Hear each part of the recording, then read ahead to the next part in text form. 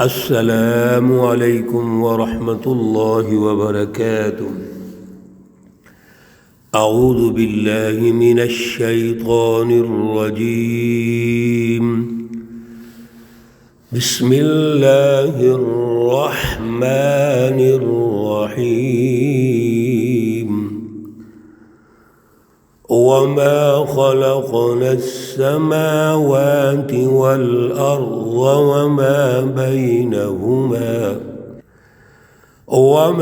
بينهما لاعبين، ما خلقناهما إلا بالحق ولكن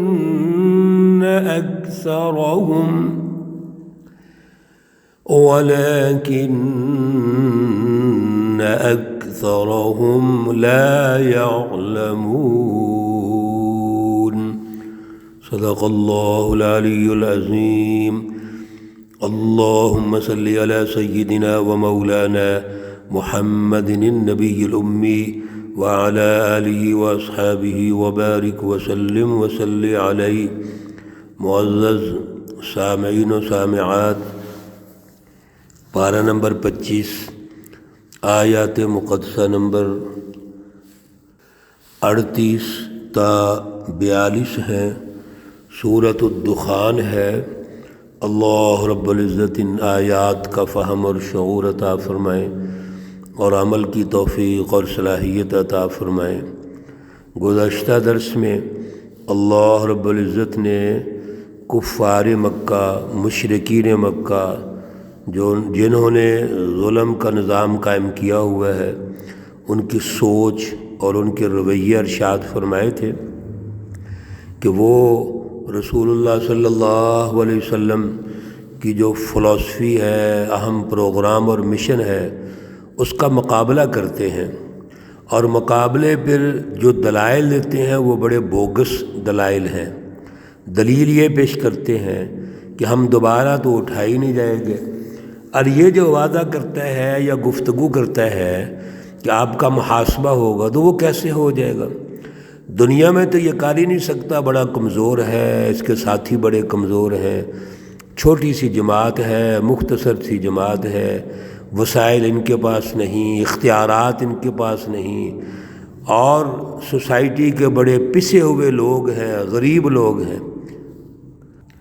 باقی رہی یہ بات کہ ہم دوبارہ اللہ کے بارگاہ میں جائیں گے اور اللہ یوم الدین قائم کریں گے، حساب کتاب ہوگا، تو یہ کیسے ہوگا؟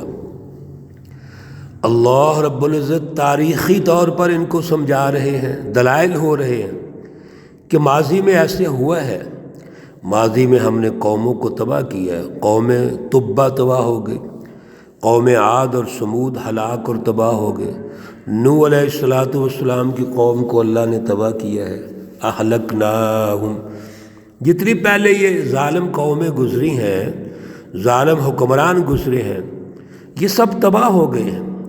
وقتی طور پر ان کا غلبہ ہوتا ہے، تمہارا بھی وقتی طور پر ہے، اور یاد رکھو انہم کانوا مجرمین، یہ سب مجرم ہیں، تو مجرم تو سزا سے بچ نہیں سکتا، دنیا میں بھی سزا ملے گی ان کو، قومی انقلابات کی شکل میں، اللہ کے دین کے غلبے کی شکل میں، ان کا محاسبہ ہوگا، شکست ہوگی، دنیا میں تباہی ہوگی، دنیا میں بطور مثال ان کو پیش کیا جائے گا، یہ مجرم ہے، اور آخرت میں جو یوم الدین ہے وہاں تو سوال ہی پیدا نہیں ہو سکتا کہ کوئی ان کی مدد کو آئے۔ اللہ رب العزت اسی بات کو سمجھا رہے ہیں، ارشاد فرماتے ہیں وما خلقنا السماوات والارض۔ اے بے وقوفہ ذرا غور کرو کہ اللہ رب العزت نے جو آسمان اور زمین پیدا کیے ہیں، وما بینہما، اور جو کچھ اس کے درمیان میں ہے، لاعبین، یہ کوئی کھیل کود ہے؟ اللہ نے آسمان پیدا کیے، زمین پیدا کی، اور اس کے درمیان سب کچھ پیدا کیا۔ تمام مخلوقات کی تخلیق، مخلوقات کے لیے وسائل وسائل رزق، یہ جتنا کچھ اللہ نے پیدا کیا، پوری کائنات پیدا کی، تو یہ کھیل کود ہے، یہ کھیل تماشا ہے؟ بلکہ غور کرو، غور و فکر کرو، سوچو کہ یہ اللہ رب العزت کا کتنا بڑا مارکہ ہے، اور اللہ رب العزت نے جو کچھ پیدا کیا ہے، ان کے مقاصد کیا ہیں، اہداف کیا ہیں، اس کو سمجھو۔ تو دنیا میں نگرانی، حکومت، حاکمیت، وہ تو اللہ کی ہونی چاہیے، یا اللہ کے بندوں کی ہونی چاہیے۔ ان ظالم مجرموں کی حکمرانی کیسے جائز؟ اس لیے اللہ توجہ دلاتے ہیں، وَمَا خَلَقْنَا السَّمَاوَاتِ وَالْأَرْضَ وَمَا بَيْنَهُمَا لَاعِبِينَ مَا خَلَقْنَاهُمَا إِلَّا بِالْحَقِّ۔ اللہ نے جو کچھ پیدا کیا ہے یہ حق اور سچ کے ساتھ پیدا کیا ہے، یعنی اس کا ایک مقصد ہے۔ حق کے بارے میں میرے عزیزو کئی جگہوں پر وضاحت ہوئی۔ حق وہ سچی رہنمائی ہے، انسانیت کے لیے ترقی کے وہ بنیادی اصول و ضوابط ہیں جس سے یہ انسانیت نے ترقی کرنی ہے، جس سے کائنات کی مینجمنٹ ہونی ہے، کائنات کا سسٹم چلنا ہے، یہ اللہ رب العزت نے پیدا فرمایا ہے۔ لیکن وَلَكِنَّ أَكْثَرَهُمْ لَا يَعْلَمُونَ، لیکن ان میں سے اکثر لوگ جانتے نہیں ہیں۔ جانتے نہیں کیا مطلب؟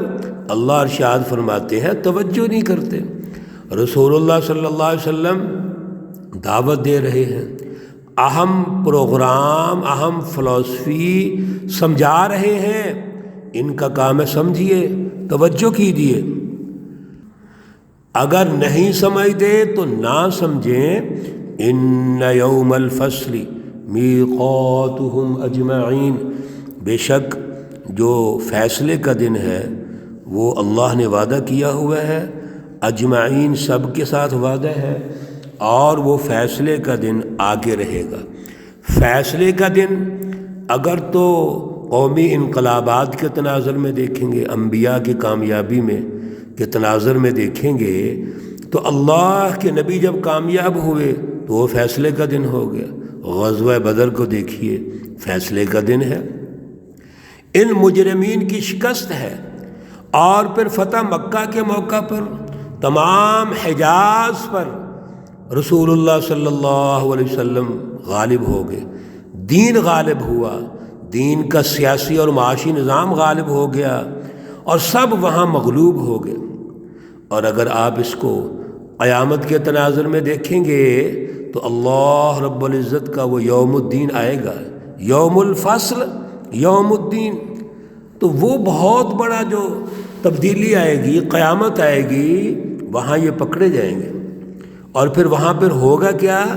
دنیا کے اندر بھی قومی انقلابات کی شکل میں، اور قیامت کی شکل میں کیا ہوگا؟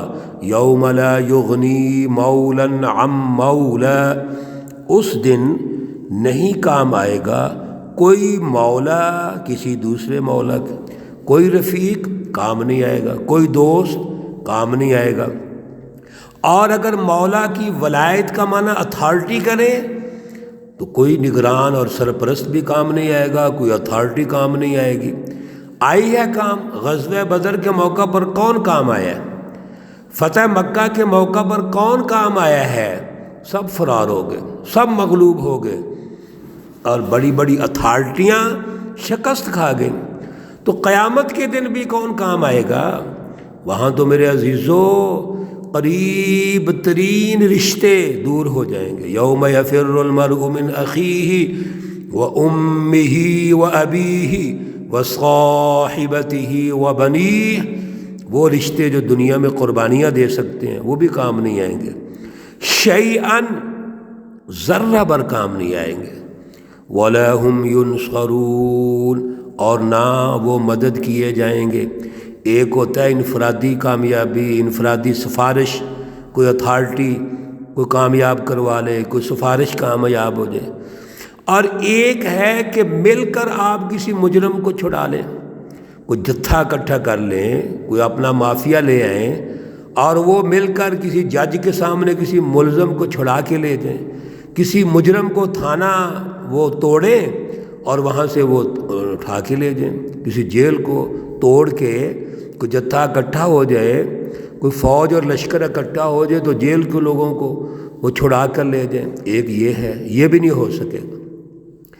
کسی قسم کی ان کی مدد نہیں ہوگی، نہ لشکر کی شکل میں، نہ انفرادی شکل میں، نہ اجتماعی شکل میں، سفارش کی شکل میں، کسی اعتبار سے ان کی مدد نہیں کی جائے گی۔ ہاں ایک شکل ہے صرف، اور وہ اللہ کا رحم ہے، الا من رحم اللہ، مگر جس پر اللہ رحم فرمائیں گے۔ اور میرے عزیزو، اللہ اسی پر رحم فرمائیں گے جن کے بارے میں اللہ نے وعدہ فرمایا ہے۔ وہ کون ہیں؟ وہ سچے لوگ ہیں، سچی جماعتیں ہیں، انبیاء علیہم الصلاۃ والسلام کے مشن پر ہیں۔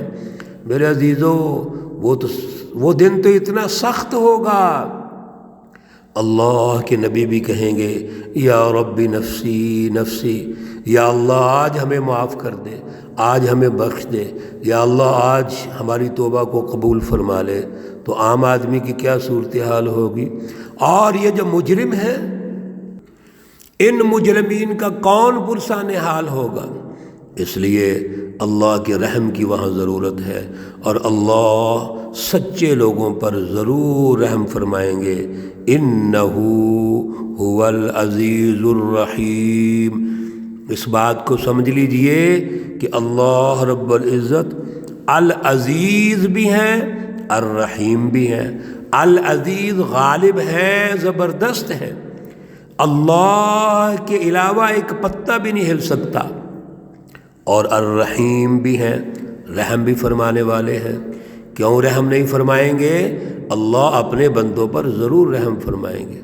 اللہ سچی جماعتوں کو گرم ہوا بھی نہیں لگنے دیں گے، اس موقع پر یہ سب اللہ کے سائے میں ہوں گے۔ سچے لوگ، سچی جماعتیں، انبیاء علیہم الصلاۃ والسلام، رسول اللہ صلی اللہ علیہ وسلم، رسول اللہ صلی اللہ علیہ وسلم کو ماننے والے تمام مومنین، متقین، مسلمین، یہ میرے پیارے رسول اکرم صلی اللہ علیہ وسلم کی چھتری کے سائے میں ہوں گے اور سب کامیاب ہوں گے۔ اللہ ہمیں بھی توفیق عطا فرمائے۔ اللہ رب العزت رسول اللہ صلی اللہ علیہ وسلم کی سفارش بھی نصیب فرمائے، اور دنیا کے اندر ہمیں اسوہ رسول اللہ صلی اللہ علیہ وسلم اختیار کر کے آج بھی اسی طرح قومی انقلابات میں اپنا حصہ ڈالنے کی توفیق عطا فرمائے۔ اعلیٰ شعور اور اعلیٰ نظریہ اور سچی جماعتوں سے وابستہ فرمائے۔ اللہ رب العزت تمام بیماروں کو شفائے کاملہ عاجلہ مستمرہ عطا فرمائے۔ اللہ رب العزت تمام مرحومین و مرحومات کو جنت الفردوس میں اعلیٰ مقام عطا فرمائے۔ اللہ رب العزت تمام ہمارے مسائل حل فرمائیں، پریشانیاں دور فرمائیں۔ ربنا تقبل منا انك انت السميع العليم وتب علينا انك انت التواب الرحيم، وصلى الله تعالى على النبي الأمي محمد وعلى آله وأصحابه أجمعين برحمتك يا أرحم الراحمين۔ السلام علیکم ورحمۃ اللہ وبرکاتہ۔